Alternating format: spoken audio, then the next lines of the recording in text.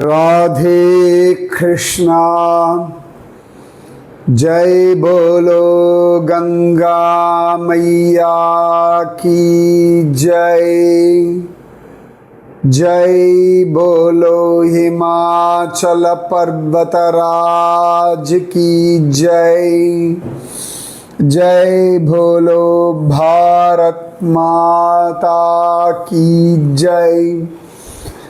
जय बोलो आज की आनंद की जय। जय बोलो आज की आशीर्वाद की जय। हर हर गंगे जय मां गंगे, गंगे शरणम। गंगை நமக்கு கிடைச்சிருக்கிற மிகப்பெரிய பாக்கியம். அந்த கங்கையை பற்றி நிறைய பேர் பலவிதமாக ரொம்ப ஜோராக சொல்லியிருக்கார்கள். இந்த கங்காவினுடைய ஆவிர்பாவம், இந்த விஷயம் ஸ்ரீமத் ராமாயணம் பாலகாண்டத்தில் ரொம்ப அழகாக நம்ம வால்மீகி மகரிஷி விஸ்தாரமாக சொல்லியிருக்கார். முக்கியமாக ராமன் கேட்கும்படியாக அந்த விஷயங்கள் சொல்லப்பட்டிருக்கு.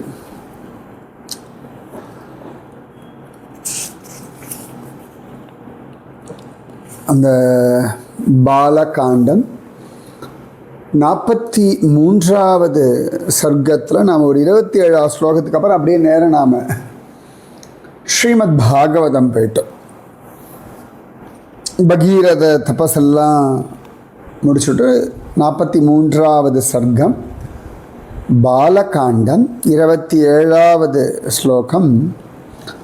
விஷ்ணுபாதாத் பரிப்ரஷ்டம் प्लावयित्वेन्दुमण्डलं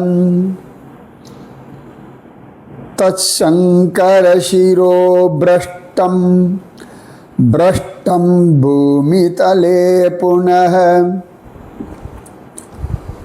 व्यरोचत तदा तोयं निर्मलं गतकल्मषम्. விஷ்ணு பாதத்திலிருந்து கிளம்பி சந்திரமண்டலத்தை தாண்டி பரமேஸ்வரனின் சரசிலிருந்து நழுவி மறுபடியும் பூமியில் விழுந்து அந்த ஜலம் அப்பொழுது தெளிவானதாகவும் பாபத்தை போக்கடிப்பதாகவும் விளங்கிற்று. தத்ர தேவர்ஷி கந்தர்வா வசுதா தலவாசினஹ பவாங்கபதிதம் தோயம் பவித்ரமிதி பஸ்பிருஷுஹு. வசுதா தலவாசினஹ, பூலோகத்தில் வசிக்கக்கூடியவர்கள், தேவர்கள், முனிவர்கள், கந்தர்வர்கள்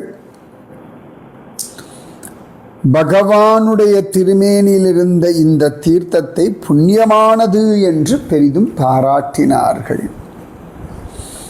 ஷாபாத் பிரபதிதா ஏச ககனாத் வசுதாதலம் கிருத்வா தத்ராபிஷேகம் தே பபூவு கதகல்மஷாஹ. யாரெல்லாம் சாபத்தினாலே ஸ்வர்கலோகத்திலிருந்து பூமியை அடைஞ்சு அவஸ்தைப்படுகிறார்களோ அவர்கள் அந்த கங்கையில் ஸ்நானம் செய்து பாவங்களை போக்கினவர்களாக ஆனார்கள். அதாவது சமயத்தில் கந்தர்வர்கள், இப்போ நீங்கள் பார்த்தீங்கன்னா புராண இதிகாசங்களில் நிறைய பேர் சாபத்தினாலே பூமியிலே வந்து விழுவார்கள். அப்போ அவர்கள்லாம் கங்கையிலே ஸ்நானம் செய்து பாபமற்றவர்களாக ஆனார்கள் அப்படின்னு இருக்கு. தூத பாபாம் புனஸ்தேன தோயேநாத சுபாஸ்வதாம் புனராகாசமாவிஷ்ய ஸ்வாம் லோகான் பிரதிபேதிரே. அற்புதமான இந்த தீர்த்தத்தினாலே மறுபடியும் பாபங்களை போக்கினவர்களாய் மீண்டும் ஆகாசத்திலே நுழைந்து தங்களுடைய லோகத்தை அடைந்தார்கள். முமுதே முதிதோ லோகஹ தேன தோயேன பாஸ்வதா. தோயம் அப்படின்னா தண்ணீர் அர்த்தம். பத்திரம் புஷ்பம் பலம் தோயம் அப்படின்னு கீதையில் கண்ணன் சொல்கிறான் இல்லையா. தோயம்னா ஜலம், நீர், தண்ணீர், தீர்த்தம் அப்படின்னு அர்த்தம். கிருதாபிஷேகோ கங்காயாம் பபூவ விகதக்லமஹ. உலகமே அந்த கங்கையினுடைய தீர்த்தத்தினாலே அப்படியே ரொம்ப உள்ளம் குளிர்ந்தது.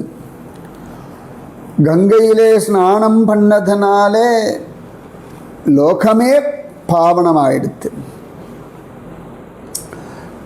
பகீரதோபி ராஜர்ஷிஹி திவ்யம் ஸ்யந்தனமாஸ்திதஹ பிராயாதக்ரே மகாதேஜாஸ்தம் கங்கா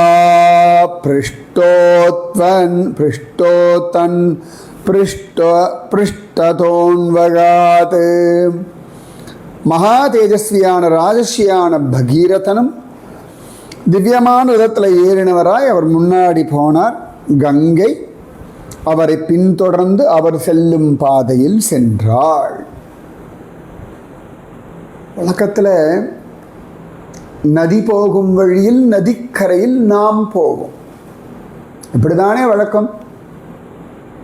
பகீரதன் போகும் பாதையில் கங்கை போனாள் அப்படின்னா அப்போ அந்த பகீரத பிரயத்தனத்தை எவ்வளவு கொண்டாடணும் நாம. ரிமெம்பர், பகீரத பிரயத்தனம் வாழ்க்கையில் நான் எப்பொழுதுமே சொல்லுவேன், சிஷ்யர்களுக்கு சொல்லுவேன், வீட்டில் இருக்கவாளுக்கு சொல்லுவேன், என் பேச்சு கேட்குறவாளுக்கு சொல்லுவேன். Do not expect, make it happen. எதிர்பார்க்காதே, நடத்திக்கொள். இவள் என்ன புரிஞ்சுக்கணும் எதிர்பார்க்காத, அவளுக்கு எப்படி புரிய வைக்கலான்றதை கற்றுக்கோ.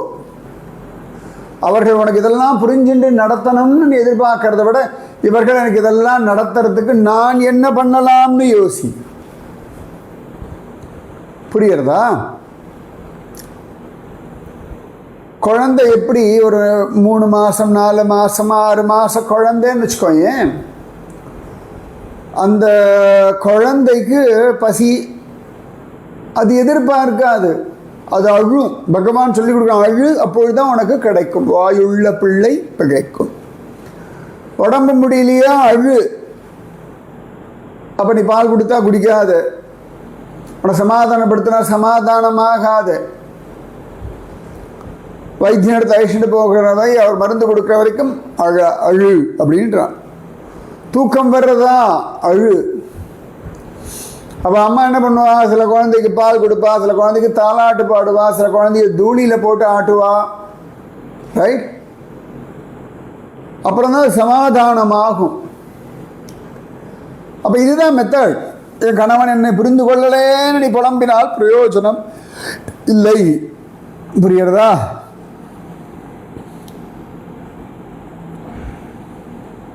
அப்போ என்னடா பண்ணணும் அப்படின்னா, கேளு, நடத்திக்கொள், மேக் இட் ஹேப்பன்.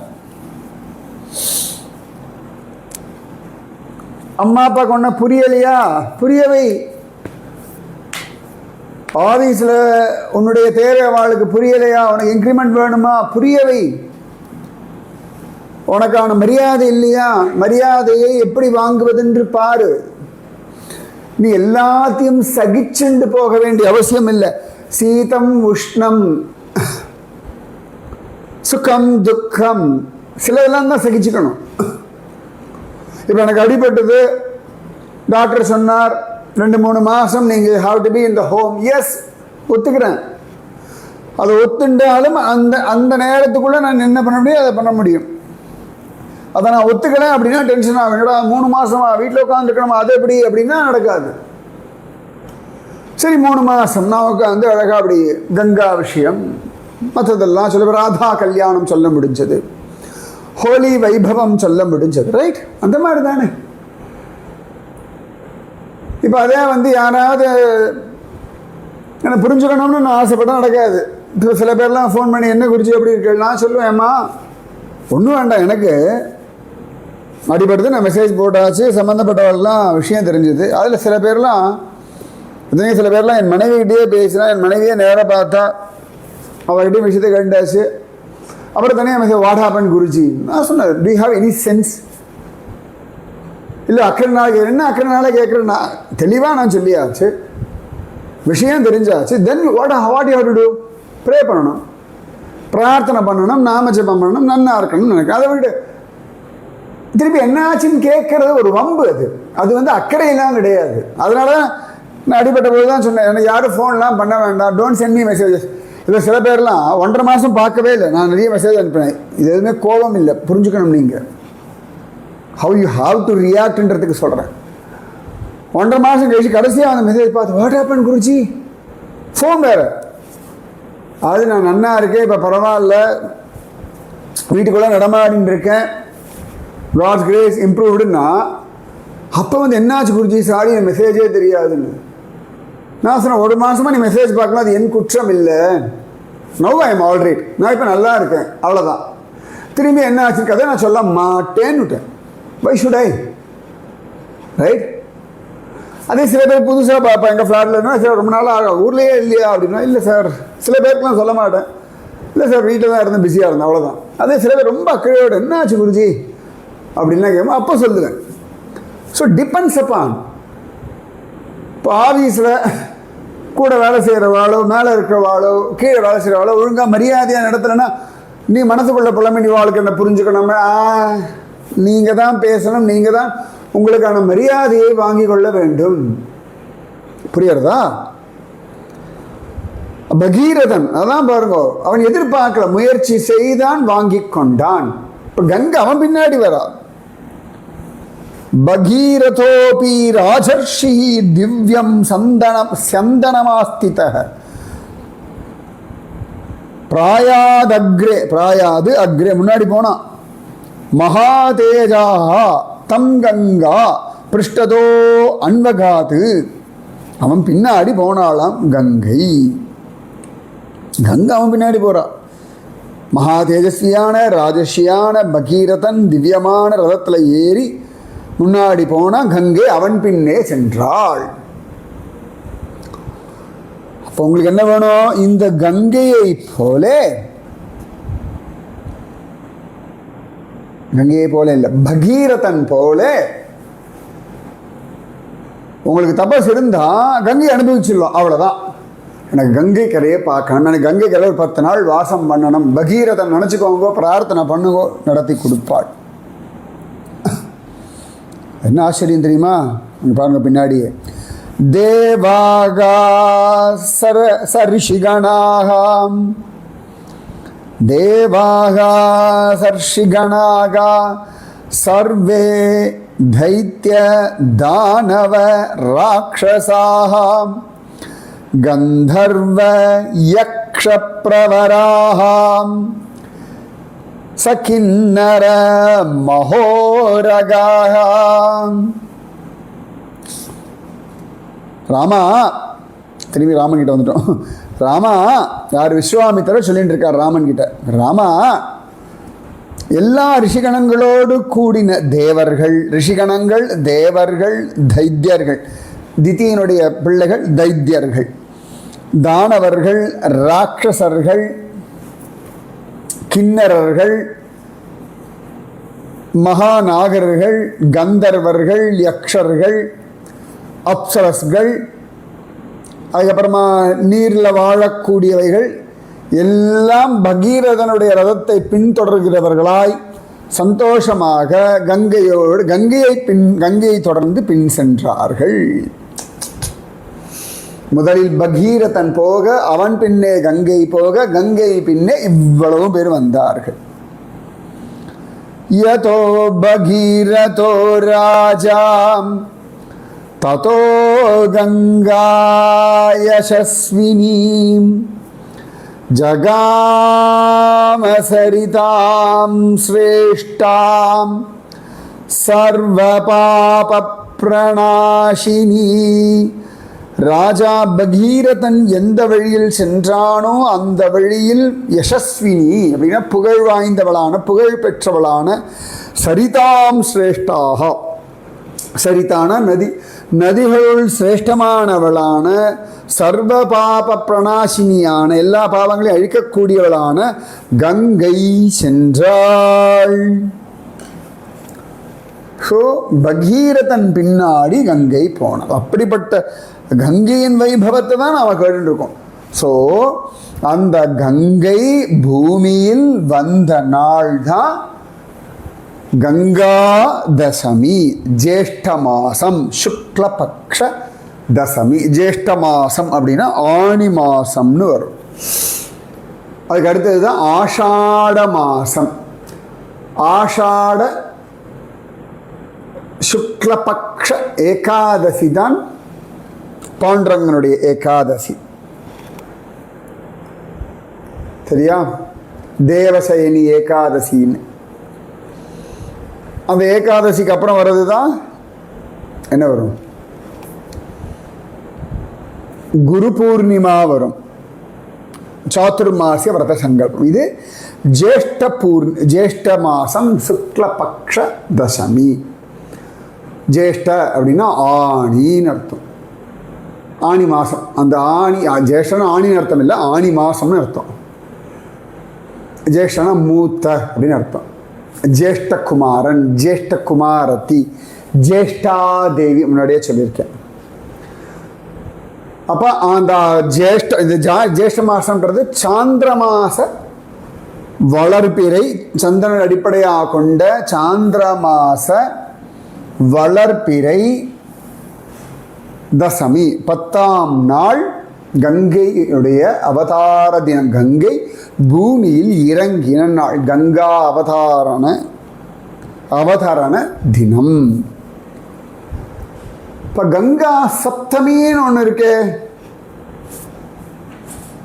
கங்கா சப்தமி என்ன? அதுக்கு தான் இந்த கதைக்கு தான் இப்போ போயிட்டு இருக்கோம் நாம். பகீரதன் பின்னாடி நாம் போயின்னு இருக்கிறது கங்கா சப்தமி கதைக்கு தான். இப்போ நம்ம பார்க்கறது கங்கா தசரா. இப்போ சாதாரணமாக தசரா நமக்கு தெரியுது. கங்கா தசரா அதில் கடைசி நாள் தான் தசமி திதி. இந்த வருஷம் 25ஆம் தேதி மே மாதம் வர்றது. 2026ஆம் வருஷத்தில் மே மாதம் 25 கங்கா தசமி. வேணால் பிளான் பண்ணிக்கோங்க. ரிஷிகேஷ், ஹரித்வார், இல்லாட்டி பிரயாகை, எங்கே வேணால் போகலாம். பிரயாகை இல்லாட்டி நம்ம இந்த பிரயாகை இருக்க பஞ்சப்பிரயாகை, நம்ம பத்ரிகாசிரமம் பக்கத்தில் ரொம்ப நல்லா இருக்கும். அவ்வளோ கூட்டம் வரும். ஓகேவா? ஸோ இதுதான் கங்கா தசமி வந்த நாள். ஓகேவா? இந்த கங்கா தசமிக்கு அடுத்த நாள் தான் ஏகாதசி. நிறைய பேர் அழகாக மெசேஜ் அனுப்பிச்சிருந்தேன். இன்னைக்கு வர்றது அப்படின்றது. அதுக்கு பேர் நிர்ஜல ஏகாதசின்னு பேர். ஓகேவா? கங்கா தசராக்கு அப்புறமா வர்றது நிர்ஜல ஏகாதசி அப்படின்னு பேர். நிர்ஜலம்னால தண்ணி இல்லாமல் நிர்ஜலமா தண்ணி கூட குடிக்காமல் இருக்க வேண்டிய ஒரு ஏகாதசி அப்படின்னு. அப்புறமா வால்மீகியுடைய கங்காஷ்டகம் பற்றி கேட்டிருந்தேன், கொஞ்சம் தேடுங்க இன்னும் பரவாயில்ல. அதில் முதல் ஸ்லோகம் நாம் பார்த்துட்டோம். மாத சைலசுதா சபத்னி வசுதா ஸ்ருங்காரஹாராவலீம் ஸ்வர்காரோகண வைஜயந்தி பவதீம் பாகீரதி பிரார்த்தயே த்வத்தீரே வசதஸ்த்வதம்பு பிபதः त्वद्वीचिषु प्रेङ्गतः त्वन्नामस्मरतः त्वदर्पितदृशस्यान्मे शरीरव्ययः. पर्वतकुमारिये, பூமிக்கு அழகான மாலையாக இருப்பவளே, சொர்க்கத்திற்கு செல்லும் கொடியே, பாகீரதி, உன்னிடத்தில் ஒரே பிரார்த்தனை எனக்கு.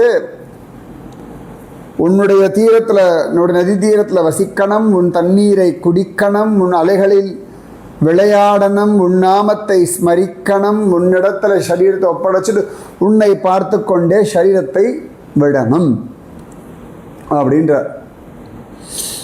ரெண்டாவது ஸ்லோகம் பார்ப்போமா? இப்போ அழகா இருக்கு. त्वत्तीरे तरुकोटरान्तरगतो गंगे विहंगो वरम् त्वन्नीरे विहंगे वरं गंगे विहंगे वरम् विहंगो वरम् त्वत्ती கொஞ்சம் அந்த பிரிண்டிங் சரியா இல்லை. நல்லா त्वत्तीरे तरुकोटरान्तरगतो गंगे विहंगो वरम् त्वन्नीरे नरकान्तकारिणी वरं मत्स्योऽथवा कच्छपः नैवान्यत्र मदान्द सिन्दूर घटासङ्घट घण्टारणः घण्टारणते घण्टारणत्कारत्रस्त समस्तवैरी वनिता लब्धस्तुति भूपतिः. அம்பழகா சொல்றார், ஹே கங்கே, உன்னுடைய தீரத்தில், உன்னுடைய கரையில், நதி தீரத்தில், தருகோட்டராந்தரகதோ, அழகான கங்கை கரையில் ஒரு மரமாயிருந்தா கூட எனக்கு பரமபாகியம். எனக்கு மரமாயிருந்தாலே பரமபாகியம்.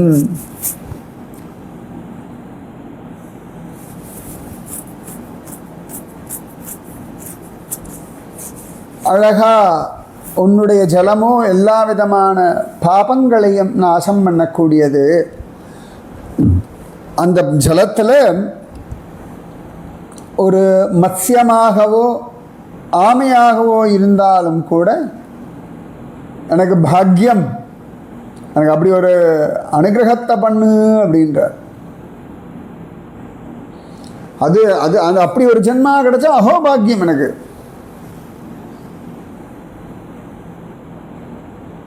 நல்ல மதம் பிடிச்ச யானைகளுடைய படைகளை வச்சுண்டு அதை மதம் பிடிச்ச யானைகளுடைய கழுத்தில் இருக்கக்கூடிய மணிகளுடைய சப்தத்தில் பயந்து போய் விரோதிகளுடைய மனைவிகள்லாம், ஆஹா இவனை போல ராஜா உண்டோன்னு என்னை கொண்டாடும்படியான ஒரு ராஜனாக வாழ்வதை காட்டிலும், ஏ கங்கே,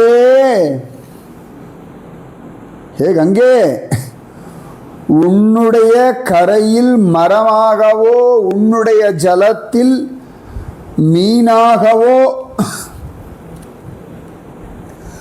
ஆமையாகவோ பிறவி கிடைத்தால் அதுவே எனக்கு பரம பாக்யம்.